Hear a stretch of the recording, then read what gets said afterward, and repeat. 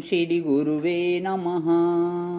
अज्ञानतिमिरान्धस्य ज्ञानाञ्जनशलाकया चक्षुरुन्मीलितं येन तस्मै श्रीगुरुवे नमः। ॐ सहना भवतु सहना भुनक्तु सह वीर्यं करवावहै तेजस्विनावधीतमस्तु मा विद्विषावहै। ओम शांति शांति शांति। प्रणाम भगवान श्री आलू वाले बाबा जी का दिव्य ग्रंथ महावाक्य और उसमें मुमुक्षु का सोपान चल रहा है भगवान, जिसमें ज्ञानी की भूमिकाएं दिखाई हुई हैं, बताई हुई हैं भगवान ने कि जो आज है पांचवी भूमिका, तो हमने तीसरी और चौथी सत्वपति तक कर ली थी, तो पांचवी भूमिका है असंशक्ति, उसको आज ले रहा हूँ भगवान। पांचवी ज्ञान भूमिका असंशक्ति है। पूर्व की चारों भूमिकाओं के अभ्यास को संसर्ग से ही उनके फल रूप सत्व में आरूढ़ होना असंशक्ति है। चौथी भूमिका में हुए ज्ञान में विशेष स्थिति रूप यह पांचवी भूमिका है। इस भूमिका में सब प्रकार की आसक्तियों से साधक रहित हो जाता है। ज्यों ज्यों आसक्ति रहित होता है त्यों त्यों दृष्टि सुख की विलक्षणता होती जाती है। ब्रह्माकार भाव से स्थिति होती है। उस भूमिका के अभ्यास के उत्तर में अद्वैत भावना रूप निर्विकल्प मार्ग को प्राप्त होता है। इस भूमिका वाला ब्रह्मविद्वर कहा जाता है। ब्रह्मविद्वर उसकी बुद्धि की वृत्ति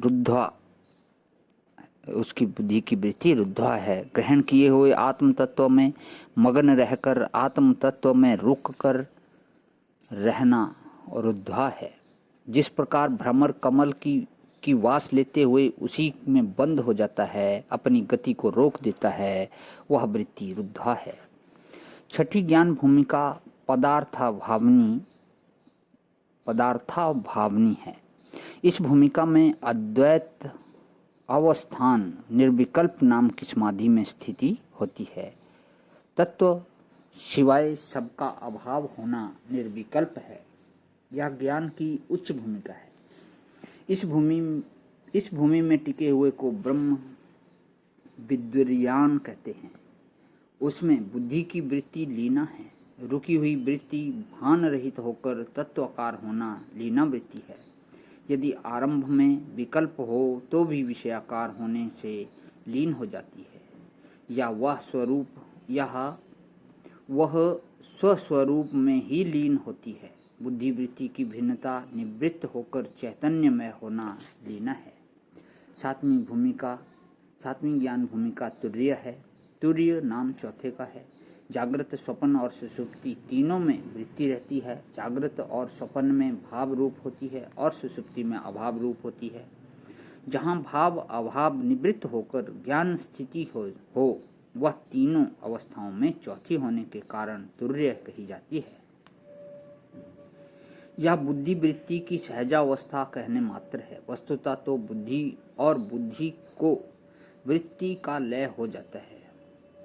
वस्तुतः तो बुद्धि और बुद्धि की वृत्ति का लय हो जाता है। इस भूमिका में टिके हुए को ब्रह्म विद्वरिष्ठ कहते हैं।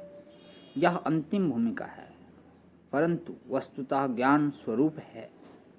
जो तीव्र मुमुक्षु नहीं है उसे तीन भूमिकाओं का ही बोध होता है और उनकी बुद्धि की वृत्ति तत्व की तरफ मुक्ता संयुक्ता और विलग्ना तक ही पहुंचती है। मध्यम अधिकारी की वृत्ति कदाचित मग्ना तक पहुंचती है। ध्याननिष्ठ भक्त और सविकल्प योगी पंचम भूमिका तक पहुंच सकते हैं।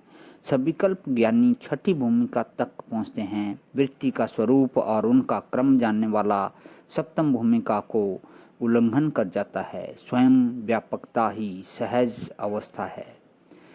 पंचदशी विचार सागर आदि ग्रंथों में चिदाभास की अवस्थाओं का जो वर्णन है वह भी ऊपर की सात भूमि और वृत्ति भूमि के अनुसार है। वह इस प्रकार है: अज्ञान, आवरण, भ्रांति, प्रोच ज्ञान, अप्रोच ज्ञान, शोकनाश और अतिहर्ष।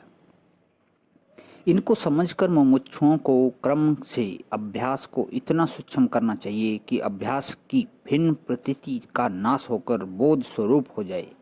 तीव्र मुमुक्षु की इस प्रकार अंत में स्वरूप को प्राप्त कर सकता है।